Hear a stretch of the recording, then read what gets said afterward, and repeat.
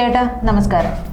ചേട്ടാ, VK Sreekandan MP അതെ നമ്മുടെ തദ്ദേശ സ്വയംഭരണ വകുപ്പ് മന്ത്രി MP രാജേഷിനെ ചിലതൊക്കെ ഓർമ്മിപ്പിക്കുന്നുണ്ട്. എന്തൊക്കെയാണത്? VK ശ്രീകണ്ഠൻ MP ശരിക്കും ഇപ്പോൾ പാലക്കാട് ഒരു തവണ ഈ പറയുന്ന പോലെ MP രാജേഷ് എന്ന ഈ തദ്ദേശ മന്ത്രിയായിട്ടുള്ള MP രാജേഷ് തന്നെ VK ശ്രീകണ്ഠനെ തോൽപ്പിച്ചാണ് 2 തവണ അദ്ദേഹം MP ആയിരുന്നു പാലക്കാട്ടത്തെ.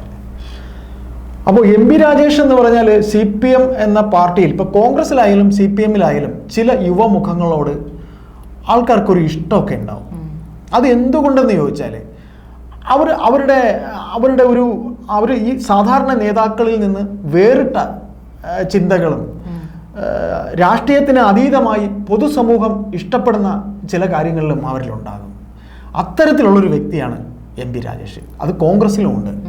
ഇപ്പോൾ VK ശ്രീകണ്ഠൻ എന്ന രാഷ്ട്രീയക്കാരൻ വെറും രാഷ്ട്രീയക്കാരനല്ല. ഇപ്പോൾ VK ശ്രീകണ്ഠൻ ശരിക്കും ഇപ്പോൾ രാഹുൽ മാങ്കൂട്ടത്തിൻ്റെ ജയത്തിന് ശേഷം പാലക്കാടുകാർക്ക് VK ശ്രീകണ്ഠനെ അങ്ങ് നല്ലവണ്ണം ബോധിച്ചിട്ടുണ്ട്. ഈ VK ശ്രീകണ്ഠനെ തോൽപ്പിച്ചാണ് MP രാജേഷ് 2 പ്രാവശ്യം MP ആയത്. ഇപ്പോൾ ഇത് പറയുന്നത് MP രാജേഷ് സ്പീക്കറായിരുന്നു. സ്പീക്കർ ആകുന്നതിന് മുമ്പ് ലോകസഭയിൽ MP ആയതാണ്. DYFIയുടെ നല്ലൊരു യുവമുഖമായിരുന്നു.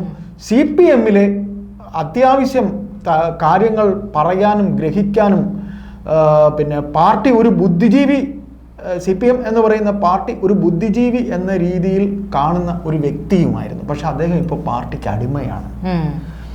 അതായത് MP രാജേഷ് പാർട്ടിക്ക് അടിമയായോ എന്ന് രാഷ്ട്രീയത്തിന് അതീതമായി VK ശ്രീകണ്ഠൻ ചോദിക്കുന്നതിന് 1-2 കാര്യങ്ങൾ കൂടെ ഉണ്ട്. ഈ പാർട്ടിക്ക് അടിമയായോ എന്ന് ചോദിക്കുമ്പോൾ ഒരു പാർട്ടിയിൽ നിൽക്കുമ്പോൾ ആ പാർട്ടിയുടെ ആ ഒരു എന്താ പറയുക ചട്ടക്കൂടിനുള്ളിൽ നിൽക്കുക എന്നുള്ളൊരു സംഭവം കൂടി ഉണ്ടല്ലോ ചേട്ടാ. അതിപ്പോൾ VK ശ്രീകണ്ഠൻ ആയാൽ പോലും അദ്ദേഹത്തിനായാലും അത്തരത്തിൽ തന്നെയല്ലേ നിൽക്കാൻ സാധിക്കൂ? അതായത് നമ്മളൊക്കെ ചർച്ചകൾക്കൊക്കെ പോകുമ്പോൾ ചില രാഷ്ട്രീയ നിരീക്ഷകർ നമ്മളോട് പറയും, അതായത് അടിമയാകുക എന്ന് പറയും. അന്ധമായി സ്തുതി പാടുന്ന, ഇപ്പൊ പിണറായി സ്തുതി പാടി എന്ന് പറഞ്ഞൊരു കഥ പറഞ്ഞ പോലെ നമ്മളങ്ങ് ഒരു പാർട്ടിക്ക് അടിമയാകുന്ന വ്യക്തികളുണ്ട്. അത് ഈ പറയുന്ന പോലെ അത് നമുക്കൊന്നും പറയാൻ പറ്റില്ല. കാര്യം ഇപ്പോഴും ഏത് പാർട്ടിയായാലും രാഷ്ട്രീയ പാർട്ടികളിൽ ഏത് CPM ആയാലും കോൺഗ്രസ് ആയാലും BJP ആയാലും അതിലങ്ങ് അടിമയായി പോകുന്നവരുണ്ട്. കാര്യം അവര് എന്തൊക്കെ അവർ കാണിച്ചാലും അത് തന്നെ, കാര്യം അതിനെ അങ്ങ് എന്ത് തെറ്റ് ചെയ്താലും അതിനെ സാധൂകരിക്കുക. കാര്യം അവർ പറയുന്നത് കേട്ട് തല കുമ്പിട്ട് അടിമയെ പോലെ നിൽക്കുക. അങ്ങനത്തെ ഒരു വ്യക്തി ആയി MP രാജേഷ് മാറിയോ എന്ന് ചോദിക്കുന്നു. അതിന് ഒരുപാട് കാരണങ്ങൾ കൂടെ ഉണ്ട്. കാര്യം ഈ പാലക്കാട് ഉപതെരഞ്ഞെടുപ്പ് നടന്നപ്പോൾ അവിടെ ഉണ്ടായ ആ വിവാദമൊക്കെ നമുക്കറിയാവുന്നതാണ്. ട്രോളിയില് അതിന്റെ ആസൂത്രണം ചെയ്തത് MP രാജേഷും MP രാജേഷിന്റെ അളിയനുമാണ്. നമ്മൾ വാർത്തയൊക്കെ ചെയ്തതാണ്. അപ്പൊ അവിടെ മുതൽ തന്നെ MP രാജേഷിന്റെ ഇമേജിന് മങ്ങലേറ്റ് തുടങ്ങിയിട്ടുണ്ട്. ആ MP രാജേഷ് ഇപ്പോ വീണ്ടും ചർച്ചയിലേക്ക് വരുന്നത് ഒരു മദ്യ നിർമ്മാണശാല പുതുശ്ശേരി എന്ന പാലക്കാട് ഒരു പഞ്ചായത്തിലെ ഒയാസിസ് എന്ന ഒരു ഡിസ്റ്റിലറി കമ്പനി, മദ്യ കമ്പനി അവിടെ തുടങ്ങാൻ പോവുകയാണ്. അപ്പോൾ ബഹുമാനപ്പെട്ട രാജേഷ് എന്നല്ല ഈ പറയുന്ന യുവ നേതാക്കൾ ഒക്കെ മനസ്സിലാക്കാനുള്ളത്, ഇന്ന് ഇപ്പോൾ ഈ നമ്മുടെ സമൂഹം എന്ന് പറയുന്നത് വളരെ വസ്തുനിഷ്ഠമായിട്ട് കാര്യങ്ങളെ പഠിച്ച് തന്നെയാണ് സംസാരിക്കുന്നത് എന്ന് നമ്മൾ അവരോട് വളരെ താഴ്മയോട് പറയുകയാണ്. കാര്യം എന്ന് വെച്ചാൽ ഇന്നത്തെ സമൂഹം എന്ന് പറയുന്നത് നിങ്ങൾക്ക് പറ്റിക്കാൻ കഴിയില്ല. പറ്റിക്കാൻ കഴിയാത്തത് കൊണ്ടാണ് ഇന്നലെ രാജേഷ് പറഞ്ഞ ഈ ഒരു എന്താ പറയുക, മുഴുവൻ പീണിക്ക ചോറ്റി പുതയ്ക്കണം എന്നൊക്കെ ഒരു പദപ്രയോഗം പറയും. അതുപോലെ VK ശ്രീകണ്ഠൻ അത് പറയാൻ കാര്യം, അതായത് ഈ മദ്യ കമ്പനി അവിടെ തുടങ്ങുന്നതിന് അതായത് പഞ്ചാബില് പിന്നെ അവിടെ ഇവർ മദ്യ കമ്പനി തുടങ്ങി പേരുദോഷം ഉണ്ടാക്കി വെച്ചവരാണ്.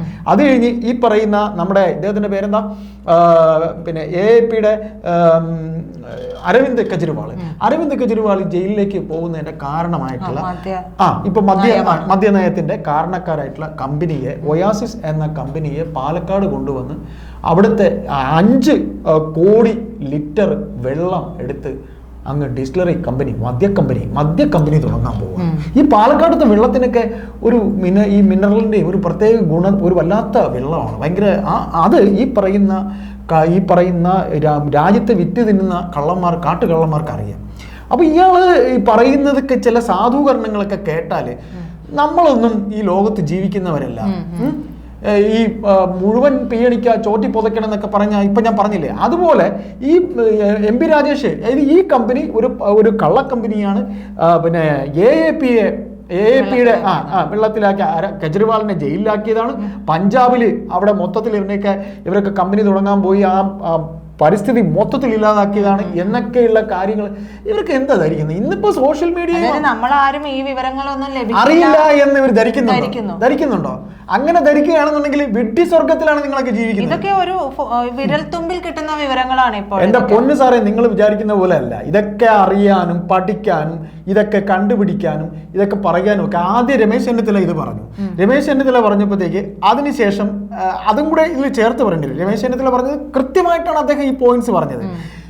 ഇവർക്ക് CPM-കാർ വിചാരിക്കുന്നു ഇവർക്ക് മാത്രമേ രേഖകൾ കിട്ടുള്ളൂ, ഇവർക്ക് മാത്രമേ എവിഡൻസ് കിട്ടുള്ളൂ, ഇവർക്ക് മാത്രമേ ബുദ്ധിയുള്ളൂ, ഇവർക്ക് മാത്രമേ കാര്യങ്ങൾ അറിയുള്ളൂ, ഇവർക്ക് മാത്രമേ തലയുള്ളൂ. അതൊക്കെ വെറും ധാരണയാണ്.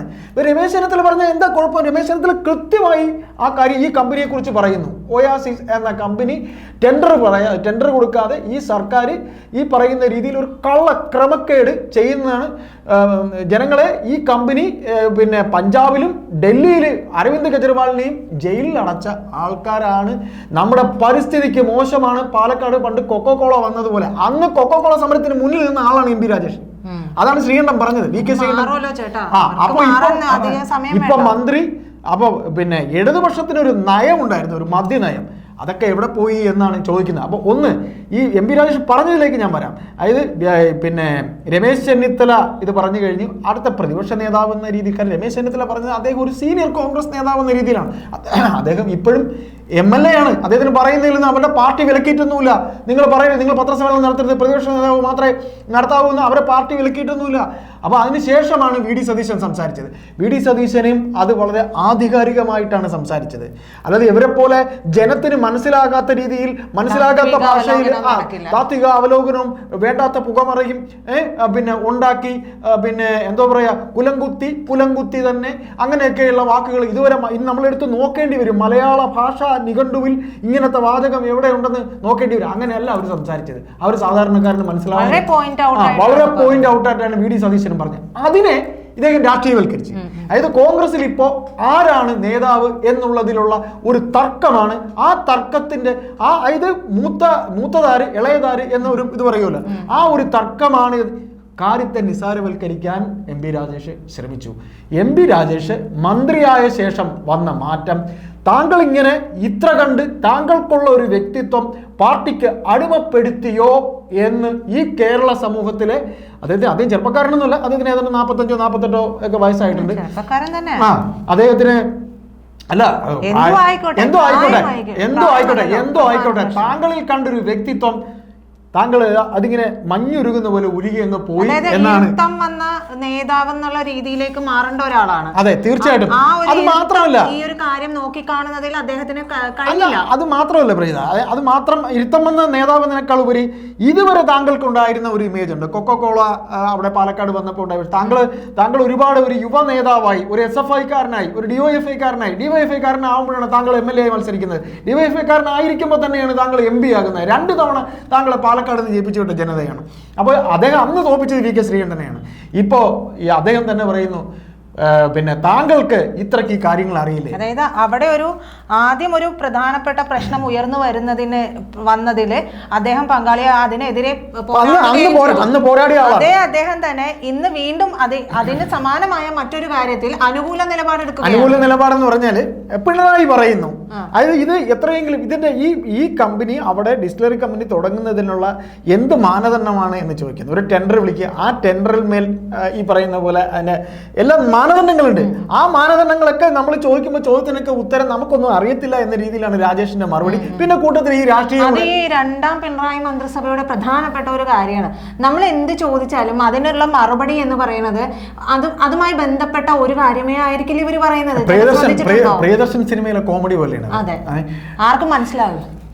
ഏതായാലും MP രാജേഷ് എന്ന താത്വിക ചിന്തകൻ, താത്വികമായി സംസാരിക്കുന്ന CPM-ന്റെ യുവമുഖം അദ്ദേഹം തോൽപ്പിച്ചത് ബൽറാമിനെയൊക്കെയാണ് ഒരു തവണ.